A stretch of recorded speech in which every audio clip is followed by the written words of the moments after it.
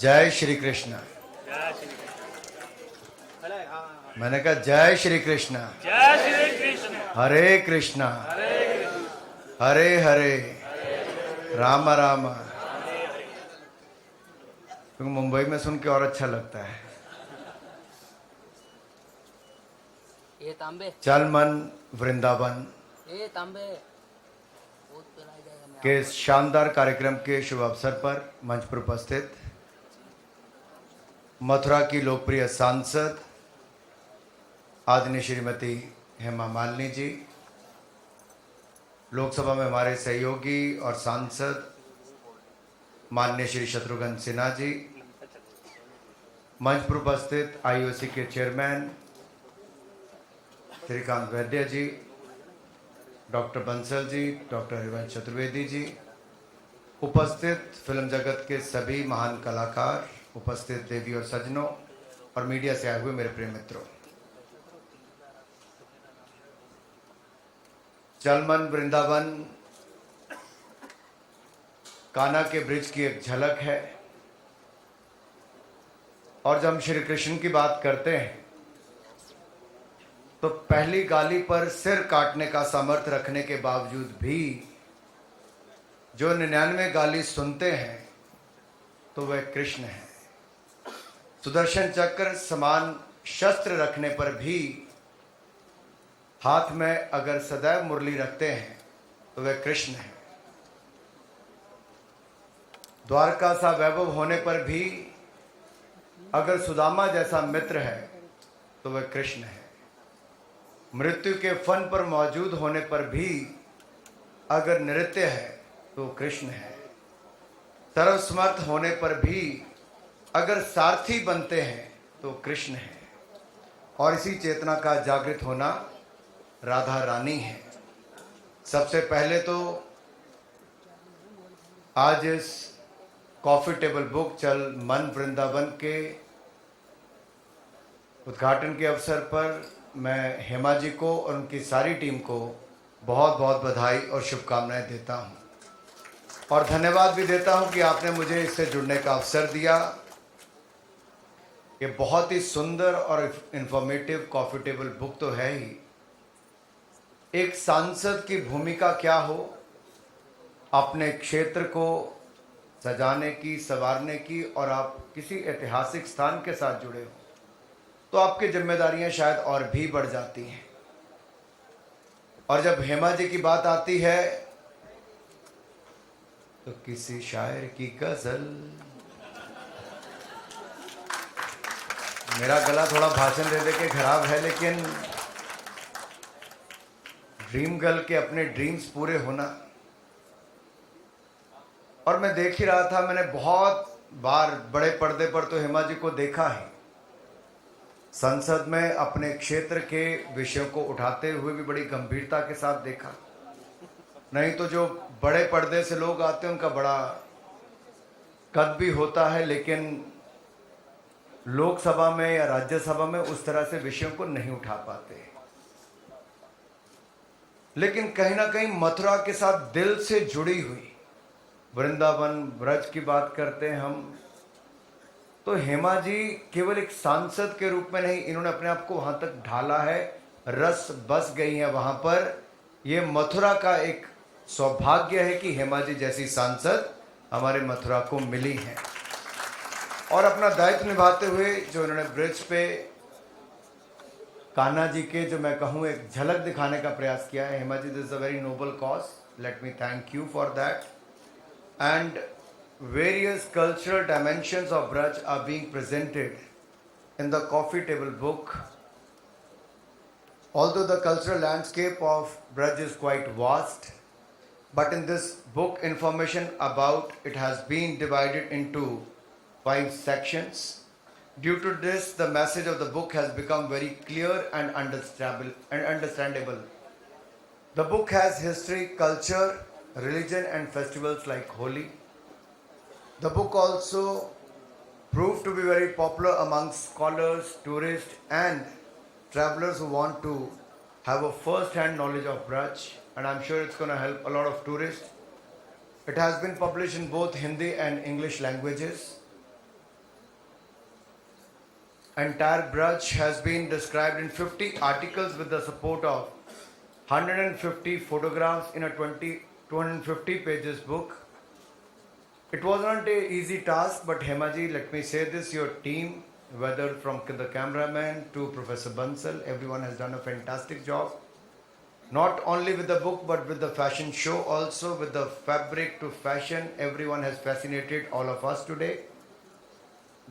Congratulations to the team who has put in all the efforts behind the fashion show.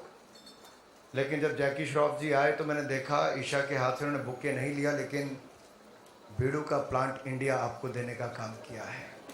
तो हर कोई अपनी कोई ना कोई छाप छोड़ने का यहाँ पे काम किया है। तो हर कोई अपना दायित्व निभा रहा है, कोई कला के क्षेत्र में, कोई अपने लोकसभा के क्षेत्र में।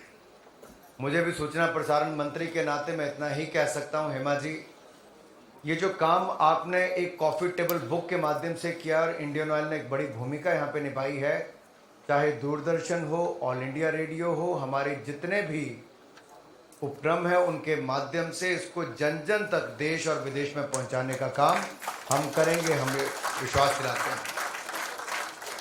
अब कहीं ना कहीं देखा जाए तो शायद मेरे भाग्य में आज दिन ही ऐसा था कि मैं रात को 2-2:30 बजे अपनी यात्रा जो राजस्थान में चल रही थी उसके कार्यक्रम खत्म करके नाथद्वारा पहुंचा और श्रीनाथ जी के दर्शन सुबह किए और आज चलमन वृंदावन की यहाँ पर लॉन्च करने का अवसर मिला। तो मैं तो सौभाग्यशाली हूँ कि आप ड्रीम गर्ल्स की ड्रीम देखते रहे और मैं संसद में उनके साथ है, उनका सहभागी भी हूँ, उनके साथ लोकसभा का सांसद भी हूँ। एक बड़ी बात जो यहाँ पर है कि माननीय प्रधानमंत्री मोदी जी ने भी इस पर, अगर कॉफ़ी टेबल बुक पर मैंने जो उनका संदेश छपा है, प्रधानमंत्री जी ने भगवान श्री कृष्ण को भारतीय समृद्ध चिंतन परंपरा का प्रकाश पुंज कहा है। और जब मैं प्रधानमंत्री मोदी जी की यहाँ पर बात करता हूँ तो काशी विश्वनाथ आप सब जानते हैं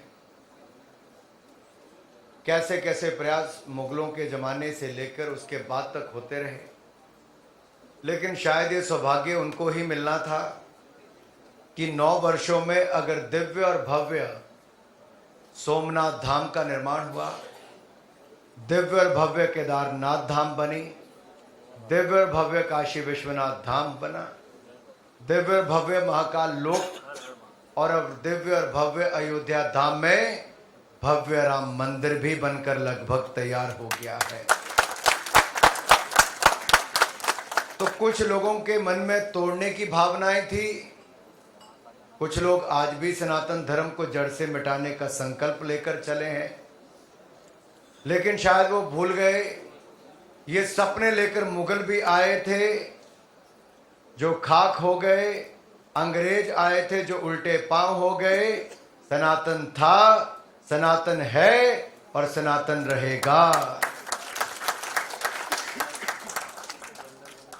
दूसरा मैं ये कहना चाहता हूं, G20 की अध्यक्षता में अब ये बंद कमरे की बैठक भी हो सकती थी।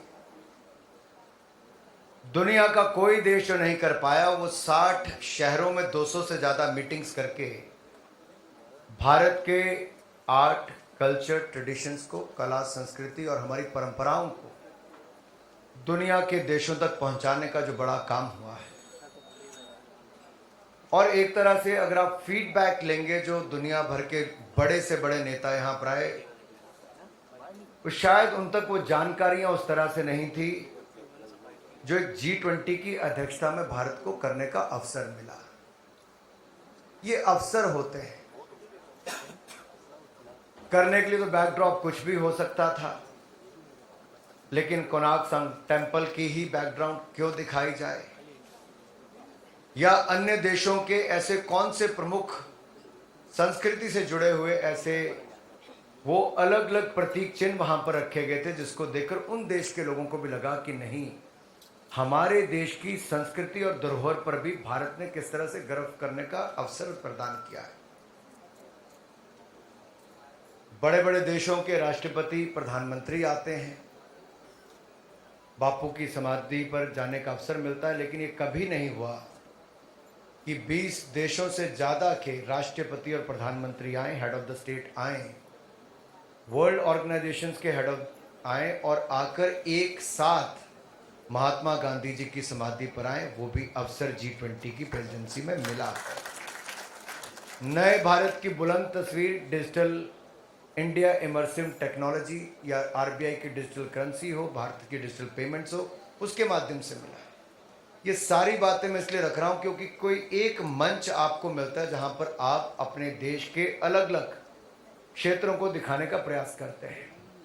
हेमा जी थोड़ी झिझक कर कह रही थी कि क्या एक बुक लॉन्च पर फैशन शो करना चाहिए कि नहीं। हेमा जी, एक बार नहीं बार बार करना चाहिए क्योंकि हमारी ताकत है। हमने B20 की मीटिंग जब की तो हमने फ्यूजन म्यूजिक वहां पर चलाया और साथ में फैशन शो वहां पर किया, भारत के खादी को दिखाने का, भारत के फैब्रिक को दिखाने का कि भारत के टेक्सटाइल की, भारत के गारमेंट्स की क्या ताकत है। और दुनिया भर के जो बड़े बड़े नेता वहां पर आए थे मंत्रमुग्ध हो गए कि भारत की विरासत क्या है, भारत के खादी से लेके अन्य फैब्रिक की ताकत क्या है। और हमें जहां पर अवसर मिले करना चाहिए। हमारे फाइनेंस मिनिस्टर्स की जो मीटिंग थी तो अहमदाबाद में भी उसको चला, ऐसी तरह से फैशन शो वहां पर किया गया जहां पे खादी को दिखाया गया।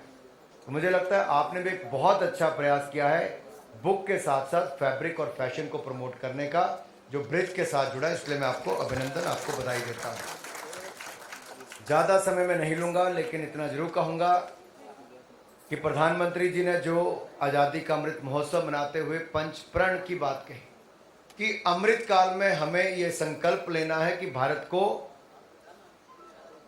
स्वर्णिम काल की ओर लेकर जाना है। यानी कि जब भारत 100 साल मनाएगा तब हमारा स्वर्णिम काल होगा। और इन 25 वर्षों में हर भारतीय को इन पंच प्रण जिसकी मैं बात कर रहा हूं, पहला प्रण है भारत को विकसित भारत बनाना, दूसरा गुलामी की मानसिकता से मुक्ति पाना। आज भी बहुत सारे लोग गुलामी की मानसिकता के उसी सोच के साथ चल रहे हैं।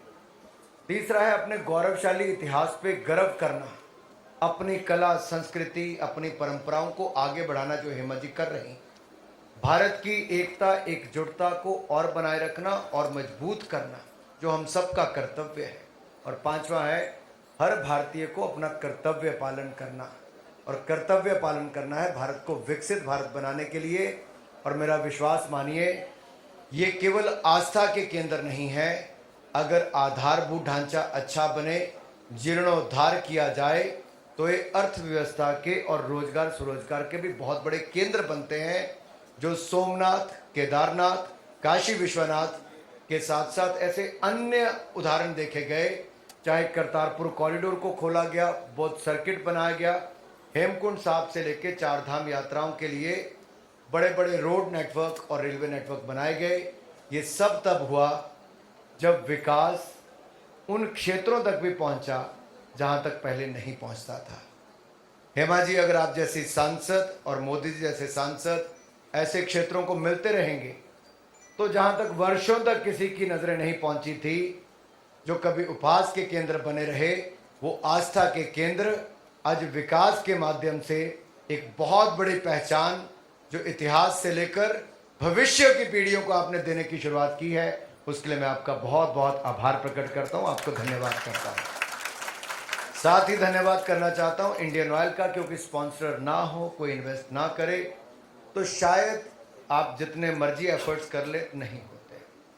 और सही मन और सही भाव के साथ अगर कोई अपने एफर्ट्स ना करे, जो प्रोफेसर बंसल ने किए, चाहे ऑस्ट्रेलिया रहते हैं लेकिन वहां से रहकर भी दिल वृंदावन में ही था। कुछ लोग तो यहीं पे सनातन को खत्म करना चाहते हैं प्रोफेसर साहब, लेकिन ये प्रभु की लीला ऐसी है कि 200 देशों में भी इस्कॉन का काम चल रहा है। दुनिया भर के लोगों को कोविड के समय अगर मानसिक तनाव हुआ, उससे पहले भी बाद में, तो उसको कहीं पे अगर सुख, आराम और मन की शांति कहीं मिलती है तो भारत की स्पिरिचुअलिटी में और भारत की इसी भूमि पर आकर मिलती है। और जहां मैं भारत की भूमि की बात करता हूं और मिट्टी की बात करता हूं, तो ऐसे तो मिट्टी को माटी भी कहा जाता है, कहीं भूमि कहते हैं, परंतु ब्रज की मिट्टी को ब्रज रज कहलाने की महिमा प्राप्त है। और ब्रज रज श्री राधा रानी और भगवान कृष्ण की चरण रज है। आप वहां पर कई साधु संतों को सुबह नहाने से पहले ब्रज रज शरीर पर मलते हुए पाएंगे। ऐसा कहा जाता है कि ब्रज के 84 कोस के क्षेत्र में मात्र आप भर जाने से श्रद्धालुओं पर भगवान की विशेष महिमा हो जाती है। और हेमा जी ने जो हमें वृंदावन पर कॉफी टेबल बुक दी, इसमें जहां वो बीच में थ्रेड रखा गया वो 84 कोस पर ही रखा गया है, ताकि सबका ध्यान 84 कोस पर ही जाए। और मैंने विशेष तौर पर मिट्टी की बात इसलिए की है कि चरण रज की जब बात करते हैं, राधा कृष्ण जी की बात जो करते हैं, तो धरती के साथ कैसे एक एक पहलू उसका महत्वपूर्ण है। कई बार हम उस स्थान तक जाते हैं लेकिन उसका ज्ञान हमें नहीं होता, और कहीं ना कहीं गुलामी में रहते हुए पहले मुगलों की फिर अंग्रेजों की हमें इतिहास भी ऐसे पढ़ाए गए कि सत्य क्या है उसकी सही जानकारी भी नहीं। तो प्रोफेसर बंसल जी, आप जैसे लोगों का एक बहुत बड़ा योगदान सही इतिहास जन जन तक पहुंचाने की जिम्मेदारी भी है। और हेमा जी जैसे चुने हुए प्रतिनिधि ना केवल ब्रज तक बल्कि दुनिया तक सही जानकारी, साहित्य की और अपने क्षेत्र के विकास को लेकर एक बहुत बड़ा प्रयास आपका है। मुझे लगता है हम जैसे लोग अगर ये करेंगे तो मैं भी देवभूमि हिमाचल प्रदेश से आता हूँ जहाँ देवियों का वास है। आपको वहाँ के लिए भी निमंत्रण देता हूँ कि आप वहाँ पर भी आएँ। और हेमा जी तो आती हैं, चुनावों में प्रचार भी करती हैं, वहाँ तो कुछ डायलॉग से काम चलता है, पार्लियामेंट में आकर ये अपने क्षेत्र तक सीमित होती हैं। आज इन्होंने संस्कृत, हिंदी से लेकर अंग्रेजी तक एक शानदार भाषण दिया जो बिल्कुल दिल से जुड़ा हुआ था। इसलिए हेमा जी आपको बहुत बहुत बधाई और आपकी पूरी टीम को।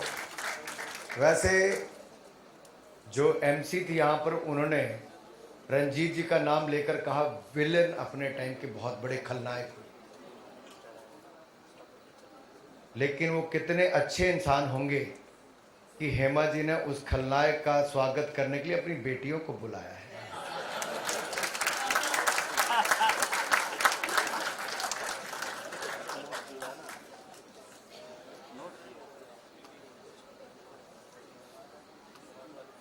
ऐसा है कि नहीं?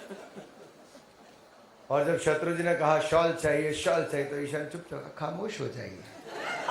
नहीं कहा, नहीं कहा। शत्रु जी देखिए साफ साफ मुकर गई हैं बिल्कुल। पूनम भाभी से पूछिए, पीछे पूनम भाभी को पता है सब कुछ। वैसे दुनिया अपने ब्रांड एम्बेसडर बहुत सारे लोगों को बनाती है, लेकिन कुछ दिन पहले जैकी श्रॉफ जी दिल्ली में ही थे, पर्यावरण को बचाने और बढ़ाने का एक कार्यक्रम था। तो मैंने वहां पर भी देखा, इन्होंने सब कुछ चीजें छोड़ के एक प्लांट अपने हाथ में पकड़ रखा, और तब से लेके वो प्लांट लेके घूम रहे हैं। हर रोज लेकर जाते हैं। सिप्पी साहब, आपने ठाकुर के साथ बड़ा अन्याय किया था शोले में वैसे, लेकिन वो हमारी पीढ़ी ने तो बहुत बार वो पिक्चर देखी।